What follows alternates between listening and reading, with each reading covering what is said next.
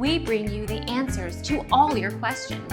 Be better than others. Enjoy the benefits of knowledge. Accept the answers from us. Locusts and cicadas, particularly periodical cicadas, are often confused. However, the two are quite different. Locusts are a type of grasshopper, while cicadas are actually cousins of crickets. Our mission is to provide accurate answers. We think without knowledge, it is impossible to live a balanced life. Be competent, be skillful. Thank you for watching. Don't forget to subscribe and hit the bell notification.